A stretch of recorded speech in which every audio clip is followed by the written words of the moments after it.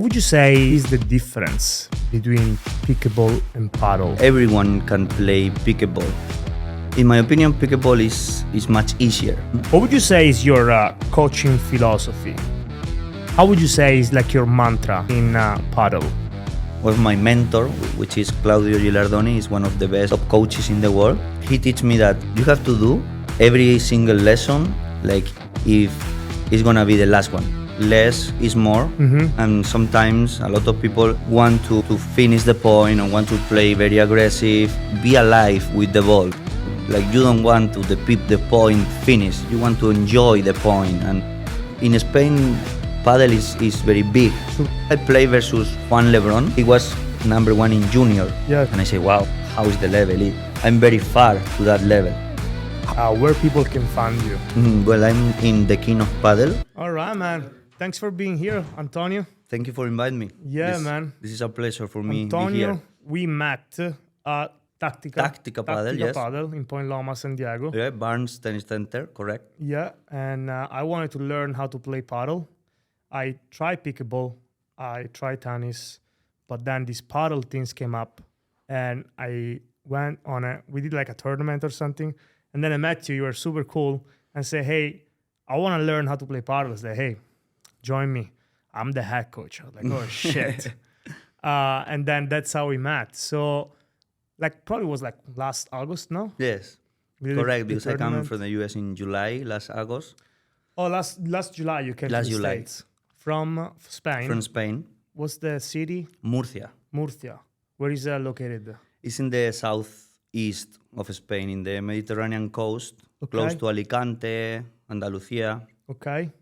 And then you play paddle your whole life, pretty much. Well, I start with 14 years old Oh, you were playing 14 paddle. years So old. I'm 28 right now, so Okay. half of my life Wow. playing paddle. I play other sport like soccer and other, but I compete a lot in paddle and coaching and everything.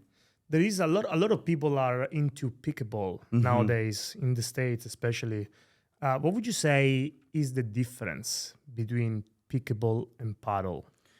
Well, in my opinion, pickleball is much easier. Everyone can play pickleball because it's not require a high technique, a good condition. You know, the distance is short. The balls with the holes and the racket help you to control it. So it's, I think, more easy. It's easier Easier. than paddle. Paddle is bigger. You have like a tennis ball. Yes. You have the walls. You have more distance to cover in the court. It can be more athlete a little bit. Got it. So it's more athletic. It requires more training from the player. Yeah. And you say you start playing paddle when you were 14 years old. 14 years old. And how did you come up with paddle? Well, I was living in Los Alcázares. It's a small town in Murcia. It's a beach town, and they built like 2 courts close to my town, close to my house. And I was walking to the beach, and I saw the courts. So I saw people playing, and I say, look, that's look fun. And I was with a friend. And I said, hey, let's ask about how it's work. And they tell us the information, and we rent a court, and we start playing with some friends, and then we meet another coach there that he was offering lessons, he was organizing tournament, and we want to try and to play more, and this is how we start with my friends. Then we start doing lessons, then we start doing like little tournament, and we get very curious and very into the sport, and we want playing more and more and more. We were getting better, and this is how it started. That's awesome. What would you say is the mantra of paddle? The mantra. The mantra of paddle. 1 second. Of course.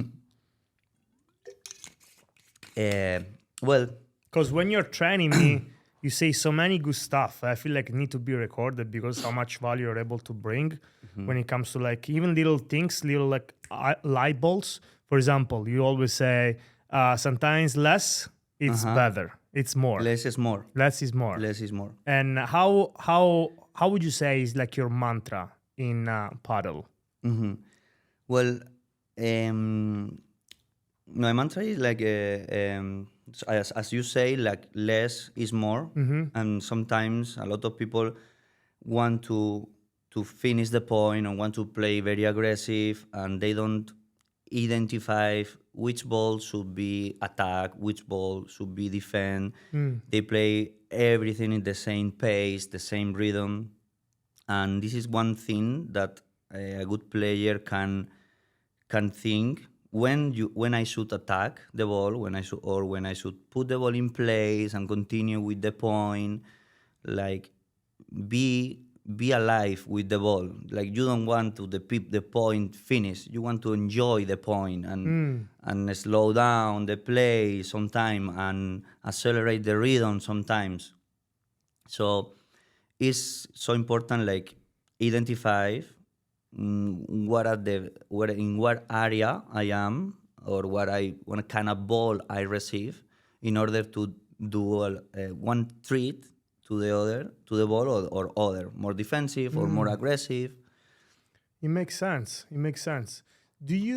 So like I know pickleball is huge in the States and people are making money by playing professional pickleball.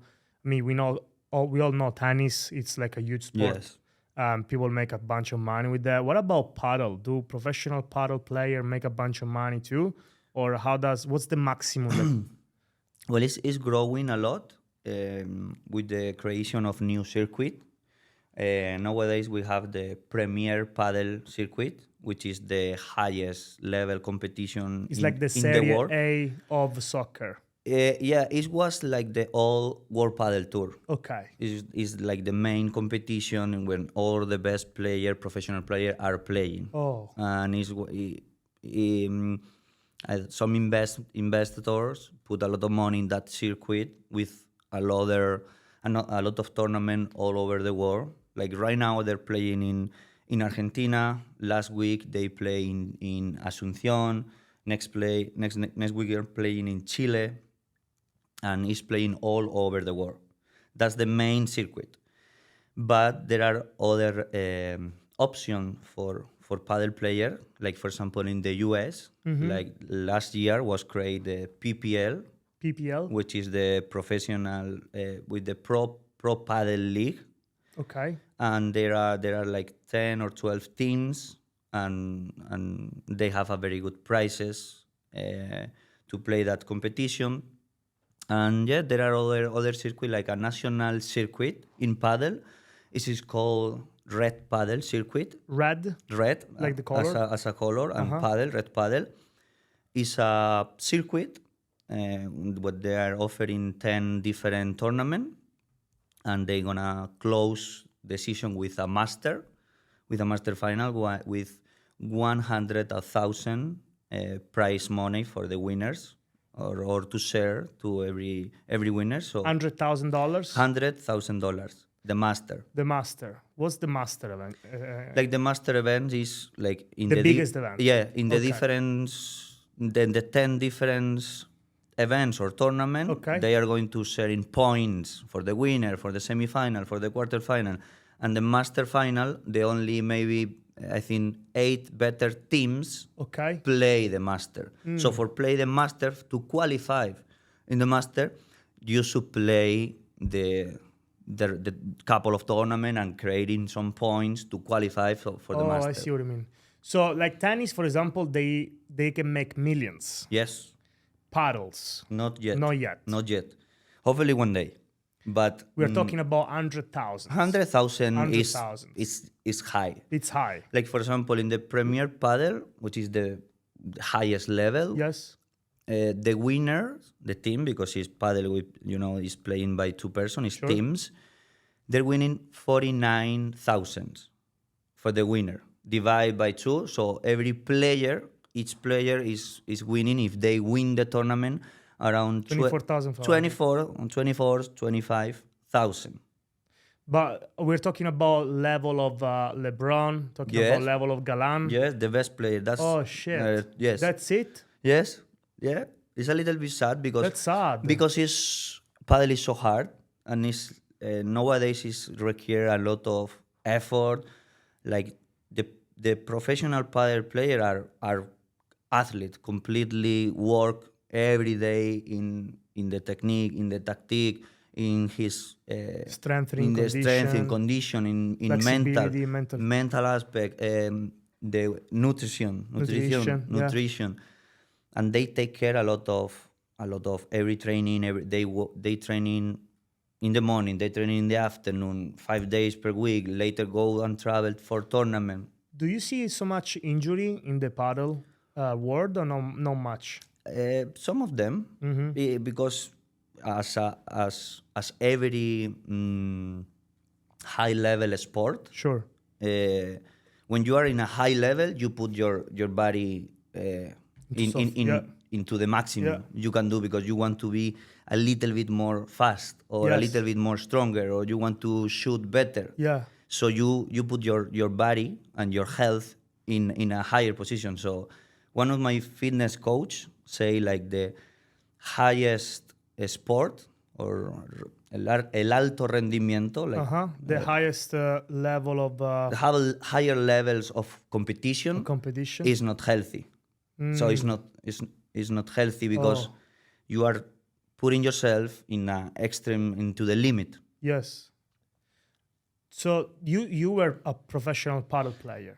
Not a professional Not player. professional. I was like an amateur player in Amateur. the first division. Okay. I play first division, but amateur. I never Amateur. compete like professional No tournament. professional. Either I play versus Juan Lebron, Okay. which is #1 in the world when we were young. We were 17 in the national Spanish championship. You were 2 years into paddle, and how old he was into paddle? Since I think he started very very young, since 6 or 7 or 8 years Oh old. wow! So 10 years before you. Yeah, or maybe, Something like that. yes, probably, because in Spain, paddle is very big, Super common. and you can see kids from 5 years old or 6 years old going to paddle schools, training 2 or 3 times per week. They are playing tournament each other's. So 2 to 3 times per week is when someone they want to be a good level start training. Yes, that's the minimum, maybe. The minimum. Like if you want to be good at something, you need to put time. It's pretty expensive of though that. to train and and train in paddle and be successful in it. Right? Yeah, like you have, it's an like investment in investment. yourself. Like I know, for example, in tennis, in tennis, if you want to be professional, you want to pay your trainers, you want to pay your fitness coach, you want to pay your physio, you want to pay for travel, you want to pay for hotel. Yes. And if you don't want the tournament, you come back with no result, and again another week. So it's an effort, and you are like risking. But if you can make it, if you can get to the top 100 player, you're gonna live good. You wanna be a good life. Would you say that pickleball, like a professional pickleball player, makes more money than a professional paddle player? I don't know here. Excuse me. Go ahead. No. I don't know how much is the professional pickleball player. I don't know the prize money. But I think they're going to be very very similar. Do you think it's hard to start a business in paddle, like creating your own paddle court and kind of like what the big name are doing here in San Diego? Do you think it's hard to get the requirement, the license, all these things? Yeah, I hear that it take a lot of times. Depend because of the San Diego city or whatever city has to approve the license for build, because they don't know what is Padel, so they want to understand the construction and everything. But yes, it's like a little bit more time. You have to go to get your license approved or your permit to construct. But once you get it, I think it's a good. It's a money maker. You have to run the business good. You have to take care of the community. You have to have good programs. It's like a business. What do you think it's missing here in San Diego that it's clear in Spain when it comes to like the way of doing a good paddle school or a good paddle court? Like how different it is. For the courts they are the same, Okay. but they are the same because there are like a world companies. So, for example, the court that we have in our club is the same that in Spain, in other countries. I think what thing we're missing is more players. More players. Once we have more players, the business gonna be better. Other clubs they're gonna open because they're gonna open more clubs. I hear in close to the area. In Sorrento Valley is another project. It's going to open at the end of this year, and a lot of people are getting in love of paddle, and maybe it's a good opportunity when person has the facility to invest in something. Let's say, hey, why wouldn't not put one court for us or a paddle club because we love paddle. Yeah. Let's. How much do you think it is to start your own paddle club or like just start like a paddle court? Like just start small, like 1 court, 2 court, 3 court. How much would you say it's needed to start a business like that? Courts, normally you can get a court for around 25 or 30,000. It's not bad. It's not bad, but the more expensive I think is the loan. No, the lot. El terreno. Oh, the lot. The lot and everything.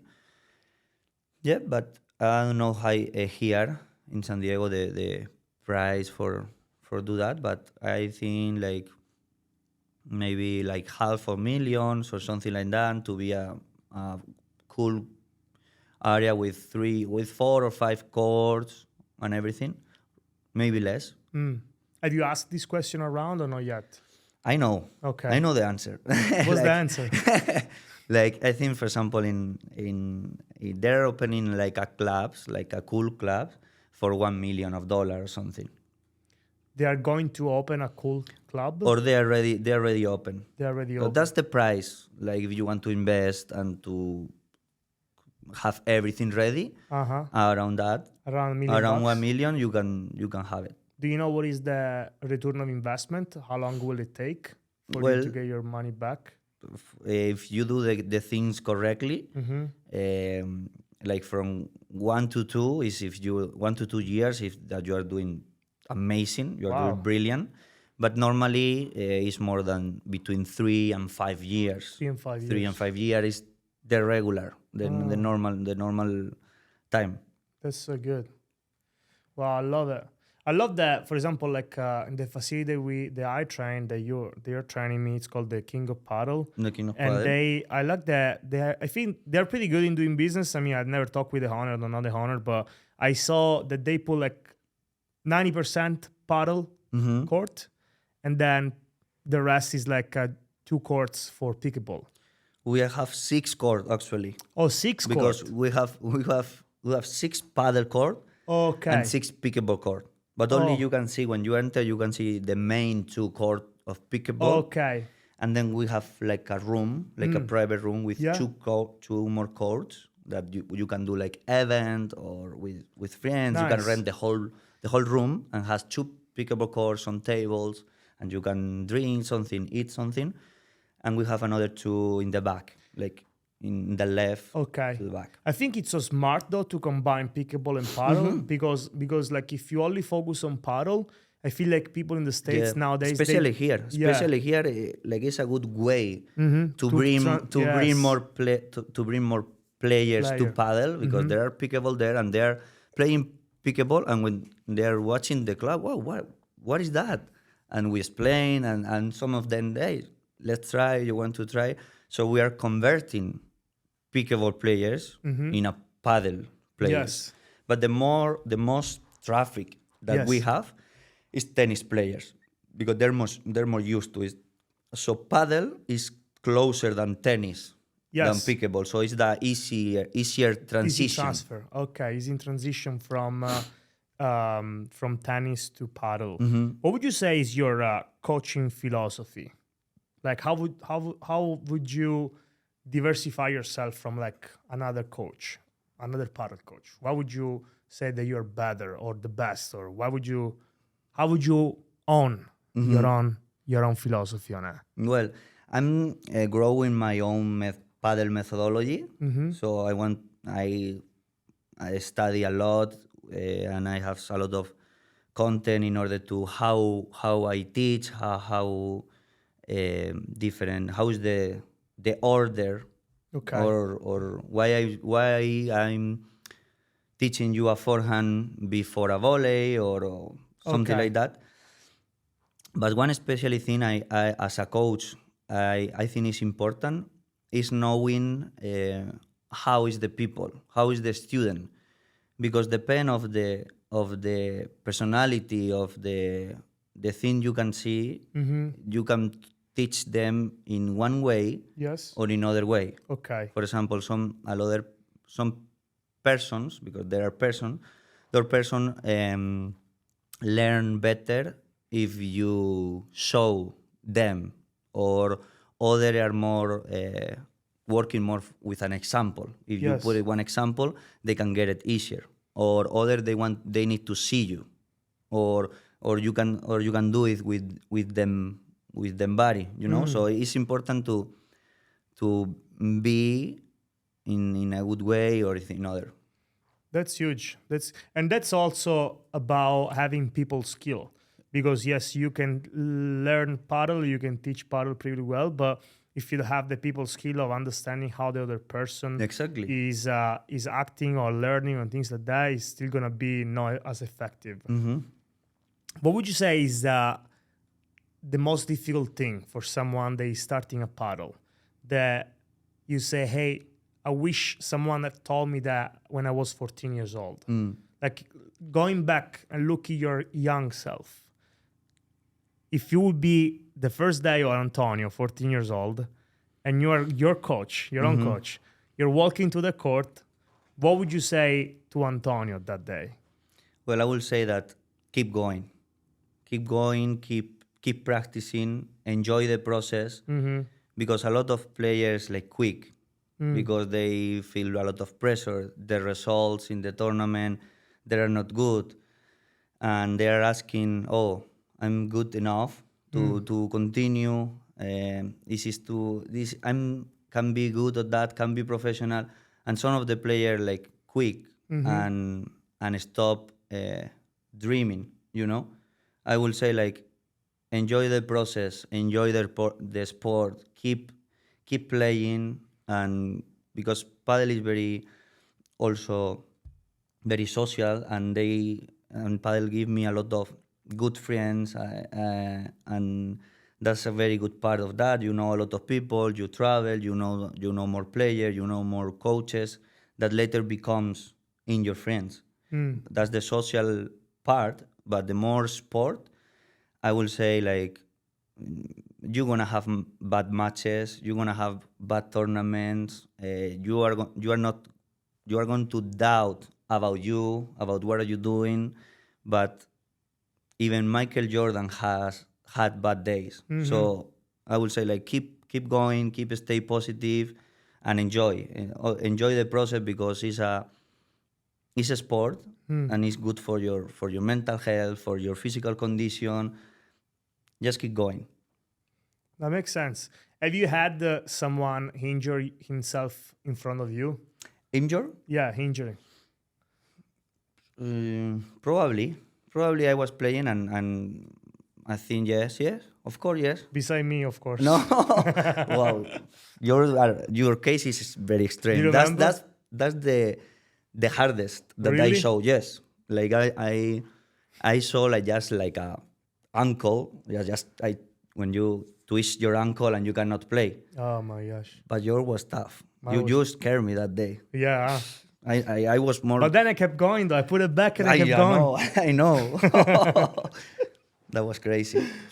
Yeah, well, thank God this shoulder surgery went good. Uh-huh.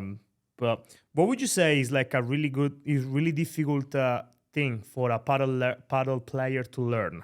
Is it the bandeja? Is it like the position of the racket? What would you say is like are really hard things for someone. So, like, wait until you get to that step. What would you say is it? Well, if you come from tennis, for sure is the glass, The glass. the walls, the glasses, because you're not used to the ball come like behind you. Normally in tennis you hit the ball in front of you, and if you don't hit it, you lose the point.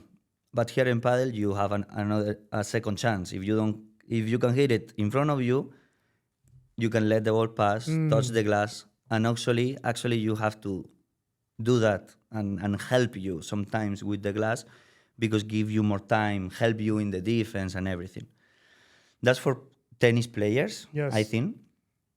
And from amateur or people that doesn't have like a background sport racket, I would say the overheads, the bandeja, because it's weird running back and look the ball and adjust the body and hit it in one position on other. So I think that's tough for a beginner player.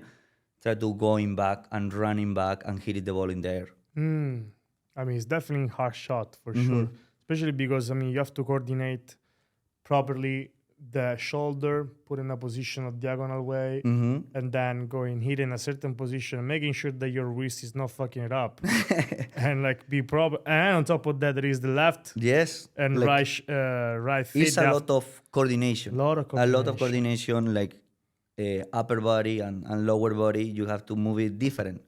So the lower body is moving side, but you need to turn and hit the ball in the correct point. There are certain type of exercise that you do at the gym to perfectionate and improve your paddle game. There are a lot of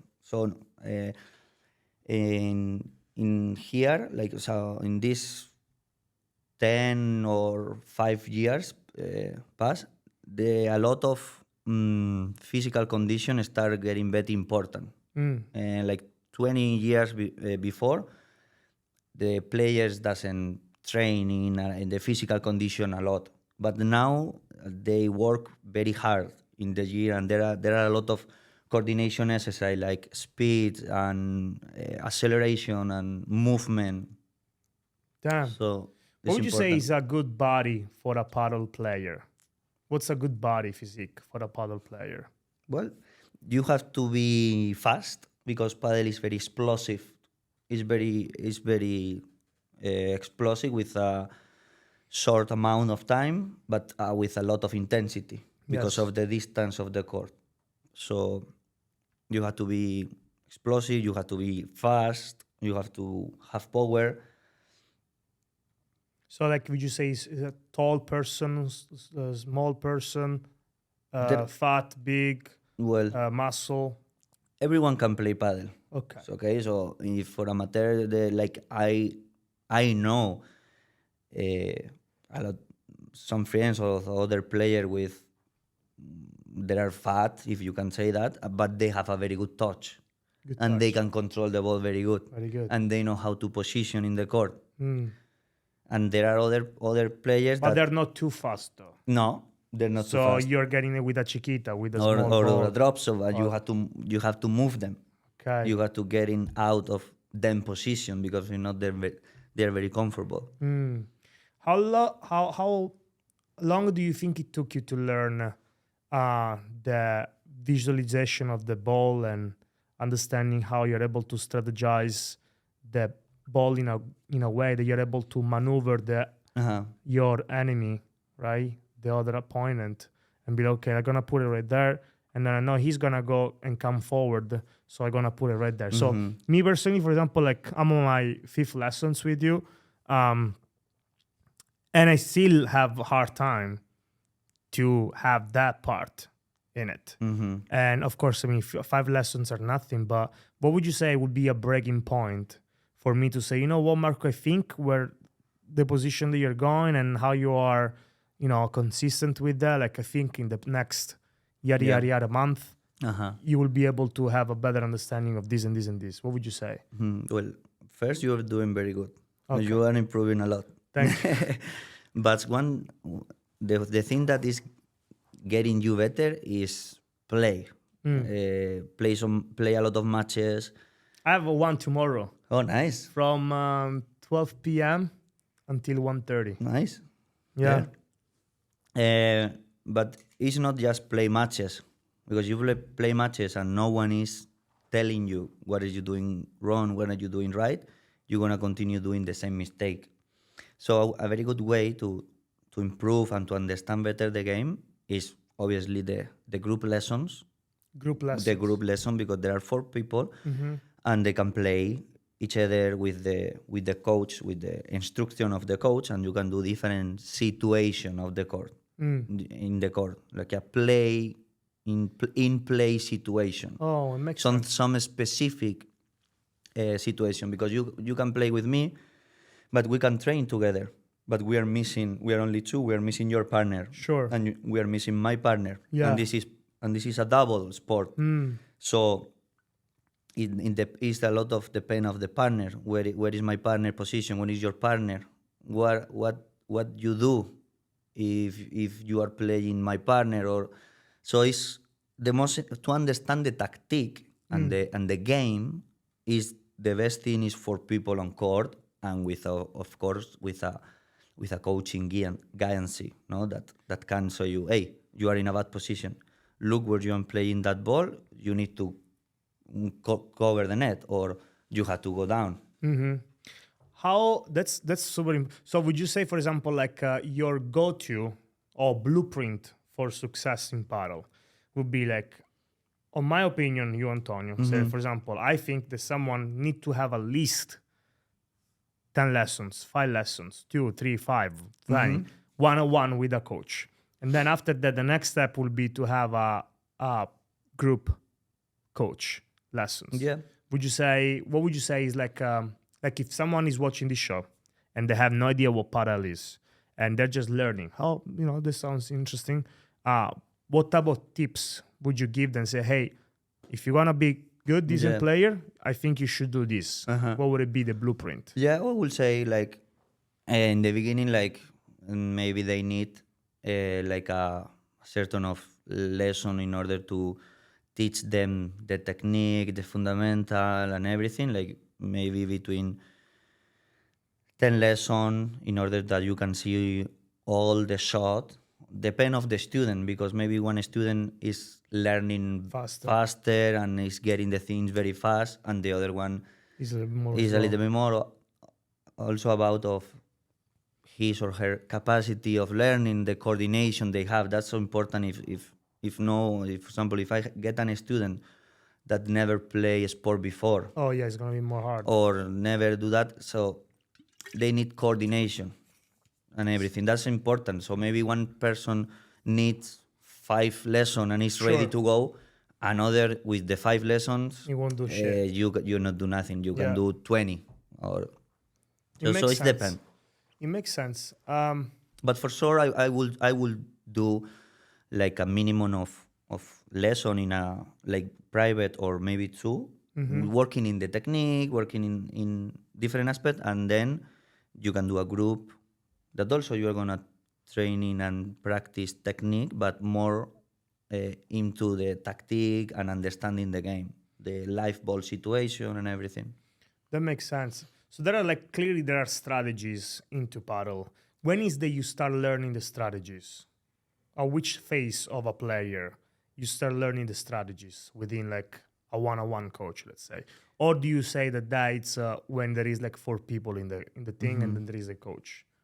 Well, in my methodology, since the first day, I try to teach the student the why of the things. Like, sure.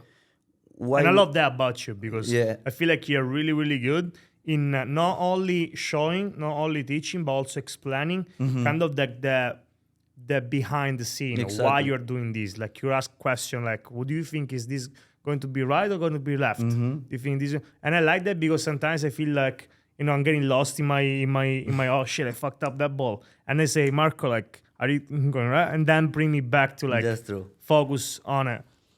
So yeah, no, that's true. You have a really good philosophy on it. But sorry, go ahead. Yeah, thank you. I like to teach the why. So why we are doing a forehand. And why I told you, Marco, put the head of the racket down Mm. because Antonio wants, or why? Oh, and I explain you the reason. Maybe because you are going to receive a ball low, because in the volley they're going to attack you normally is a slice, and if you had the head of the racket up, you're gonna be farther to the ball. So maybe it's easier for you respond that ball with the head of the racket low. Sure. And this is how we teach the technique according of the game situation of the tactic. So I would like I like always going from the tactic, from the fundamentals, and show you the technique according of that. You know, in order for you to be a good coach, you need to have the skills of teaching clearly, but I think there is also passion. Of course. How do you always been a passionate person, or you learn while you've been teaching? I will say both. Okay. I will say like naturally I like to explain and to help people improve because I like it. But also I was training to do that because, for example, one of my mentor, which is Claudio Gilardoni, is one of the best top coaches in the world.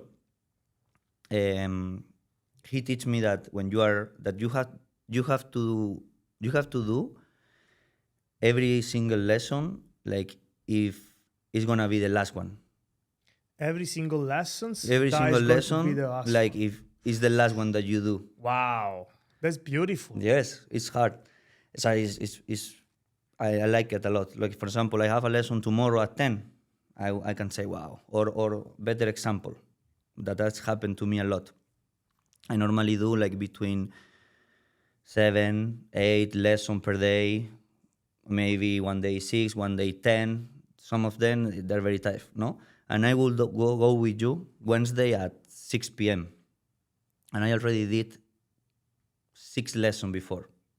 How I can be tired. Sometimes I just have 30-minute break, or even I didn't lunch. Yeah.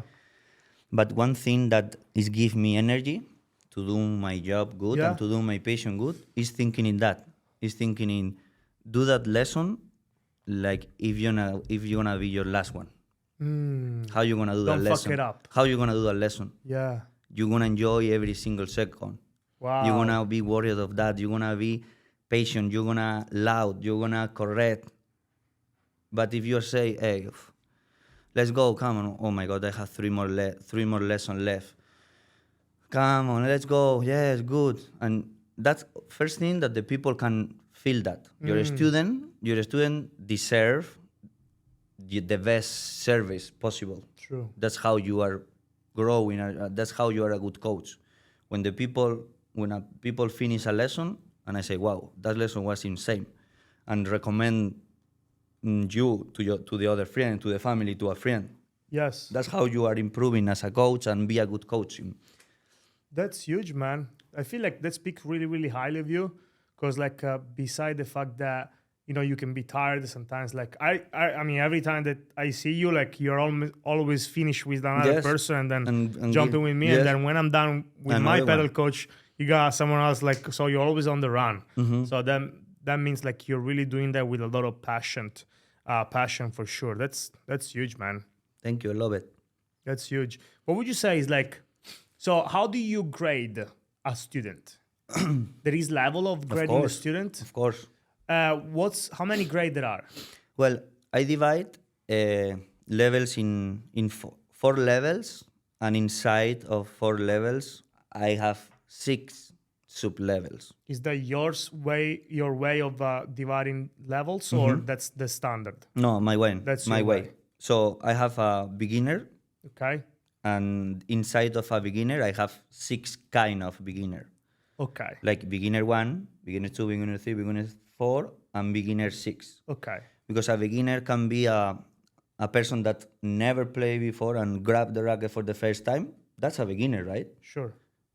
But a beginner can be one other person that is taking 4 lessons, he's playing some games with the friend, he's still a beginner. Yes. Because he don't know how to play good, he have some struggle with some balls, but he's still a beginner. But if I have to create a group lesson, for example, I cannot put that first ever the person that grabbed the racket, which is a beginner one, with a beginner 4 or beginner 5, that is the one that plays sometimes with a friend and take couple of lessons. There are different levels, and like this with intermediate, advanced, and competition. And I have some tests which I can see if you are beginner 1, beginner 2, beginner 3, beginner 4. And every single lesson, every single level has his own programmation. Sí, sí, sí. How would you identify me? Well, that's a good question. No, I wanted to be No, honest. yes, Yeah, good, yeah. good. You are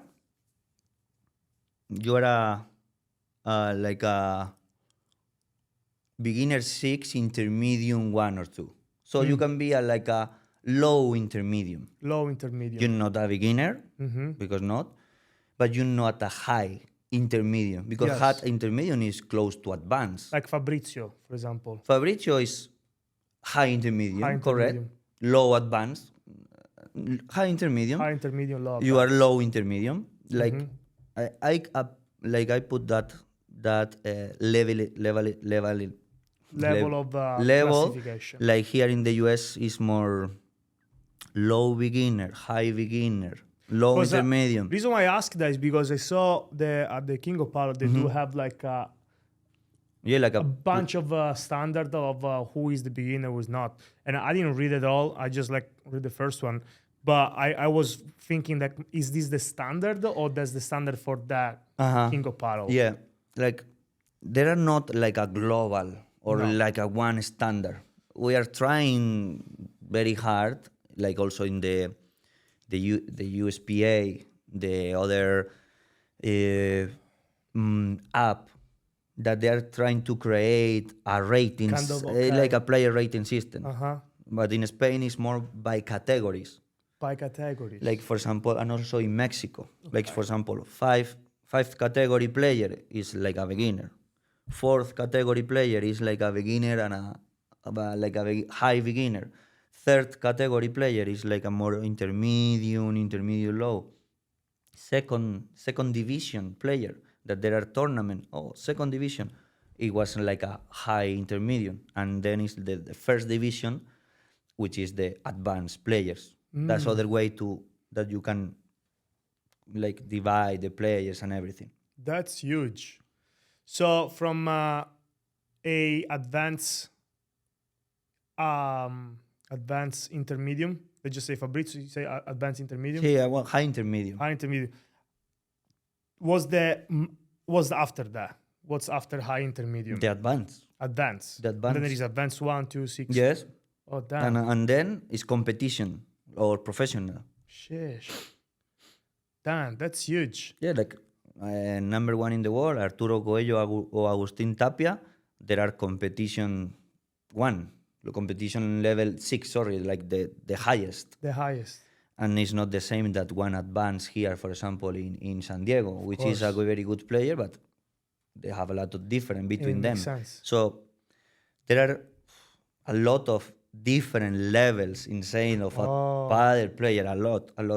It makes sense. So you say like, for example, within San Diego, you would identify me like as a beginner 6 or what you said, Sí. lower intermediate.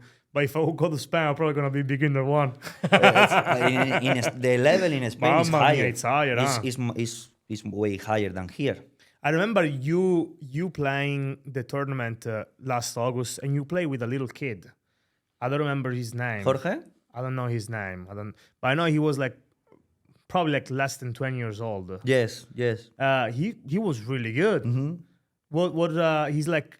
He's aiming to be professional, or he just No, he worked as a coach, but I think he's not into play professional. Okay. He was more coaching and everything.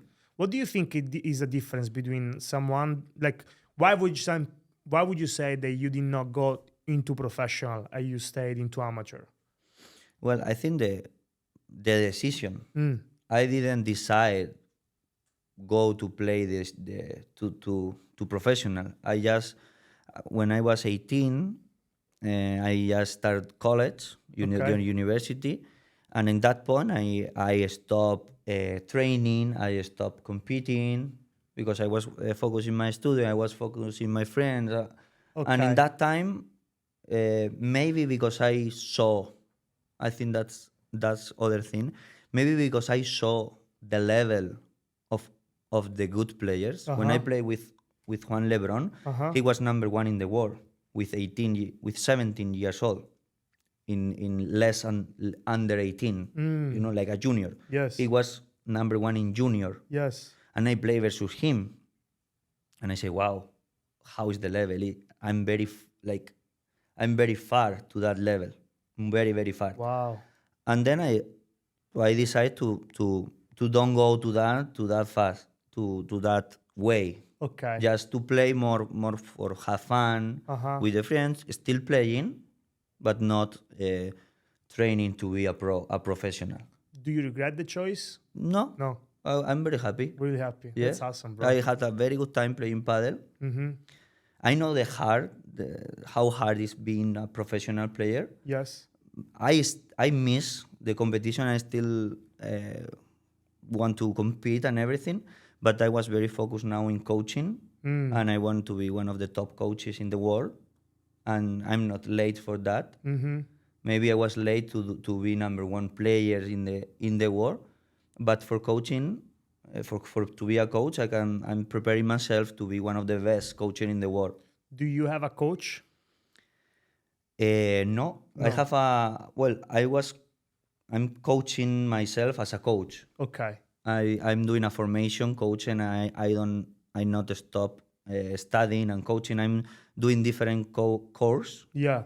with, as I told you, with my mentor, and we are doing every week. Every week we're doing sessions of programs, of technique, of video analysis, of mental aspect, and I'm coaching myself as a coach, and I'm continue doing. I took coaches in internet. I read in book. I'm also reading my own What type of book? huh? What type of book? Paddle book. Yeah, There like are a lot of. what's a good paddle book that you recommend someone to read? Well, like they're different. Like for example, one is from Rodrigo Ovide. It's one Okay. of the top coaches in the world, and he wrote a book about coaching, about being in the bench, Mm. in the bench because in paddle you can coach during the game. So he talk about how you manage the coaching in a game and everything. That's a very good book. And there are other like exercise, for example. Like I read different books for exercise. I'm thinking in I start working in write my own book. Dude, that's huge. You know, like under a business perspective, Mm-hmm. because I mean, you made a good point. Say, I don't want to be a professional player, but I'm aiming to be one of the best coaches in the world. So, under a business perspective, the way I would break it down is understanding where the best paddle coach in the world is, starting him live, and say, okay, I'm over here, and then kind of scale it because, like, I think there is a power in business when you're able to scale. Because, for example, franchising, right? McDonald's itself, you don't see the owner of McDonald's over there, but they own huge Yeah, amount of yes. lands, right? So the same thing is like that's scaling. That's understanding how a system works. So what I learned in business is, in order for me to arrive to the top, I need to create a system. Okay. I need to create a system that is effective and that can be duplicatable. Mm-hmm. For example, if I am able to teach someone else something, this person need to be able to teach it exactly how I'm teaching it. Exactly. That's what I'm doing right now. That's amazing, bro. Like for example, we are in the King of Paddle. Mm-hmm. We have one facility, one core in San Diego, as you Yeah. know. But in June, we're gonna open another one in San Antonio, Congrats. and there are a lot of more different locations coming, Yeah, like Long Beach, yeah, Miami, yeah. and Los Cabos, Okay. Mexico. Oh, sheesh. And all the King of Padel club, they're going to work inside of my methodology. So Lovely. I'm creating plans, and I have to coaching the coaches, in order that they are doing the program. When I'm controlling, I'm going to send them a weekly lessons, a monthly. They want to has to bring me reports of how the students are going with a little video that I can control the programs of every single student in the all different location. And they I say, hey, this is how we're going to work the first month. For the beginners, we're gonna do this warm up, pam pam, warm up. Intermediate, we want to work with that the first month. I have the whole season, like from the first month to the last one, class by class during the whole year, depending of the level of the student. Oh, nice. So I'm going to send them for the coaches and also control them, sending emails every week or every month and control that. That's awesome. That's impressive. And how far are you from making that happen? 3 weeks. Let's We're, go. we're 1 month. We're opening 1 month in San Antonio, and I want to go there doing we have my first coaching course in July, and when I do that, we are going to hire some coaches that they are going to learn how the Antonio Martinez methodology works, and they are going to start working for us. Do you currently record yourself? Yeah, I'm thinking in doing that. Dude, you know what you should do? You should create a course, record yourself, like invest in marketing, record yourself, and having exactly what the system is, and just record that. So, and the reason why is recording, because like you are able to put on the internet and you're able to sell that eventually. That's the plan.